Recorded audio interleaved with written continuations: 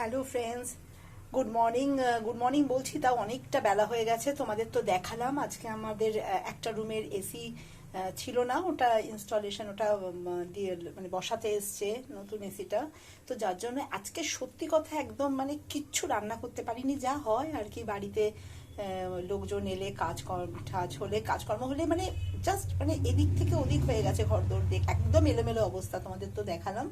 তো আজকেই দেখো ব্রেকফাস্টের জন্য আমি জাস্ট এই রুটিগুলো খুব বড় বড়, ওদের বাটার লাগিয়ে দিচ্ছি, চিনি ছাড়া, চিনি নিয়ে নিয়ে ডিম সেদ্ধ আর একটা আছে মিষ্টি, আর এই আপেলটা আছে ওটা কেটে নেবো। এই পেট ভরা ব্রেকফাস্টটা অন্তত করে নিই, কারণ কখন খেতে পারবো ঠিক নেই, কিন্তু বাড়ির আর যারা আছে একটু তো রান্না করতে হবে যাতে তারা খেতে পারে। এই যে বসিয়ে দিয়েছি ভাত, এক্ষুনি ফুটে যাবে, গরম হয়ে উঠেছে। আর এখানে করে নিয়েছি পাঙাশ ট্যাংরা। তোমরা কে কে ভালোবাসো পাঙাশ মাছ আমাকে জানাবে। দেখো বড়ি দিয়েছি, ঠিকই বড়ি আলু দিয়েছি, একটু পেঁয়াজ অল্প রসুন দিয়ে একটু ঝোল করেছি। রসুনটা দিয়েছি, অনেকে মাছের আষ্টে গন্ধটা ভালো লাগে না, এই জন্য এই মাছের ঝোলটা করেছি। ব্যাস, এই একদম একটা তরকারি, ভাত, আর এই যে পেট ভরা টিফিনটা, এইটা খেয়ে কাজে লেগে পড়তে হবে, কারণ ঘরের অবস্থা সাংঘাতিক, সমস্ত পরিষ্কার করা, সমস্ত কাজ পড়ে আছে। তাই আপাতত এটাই আমার ব্রেকফাস্ট, আর ওইটুকুনি আমাদের লাঞ্চ।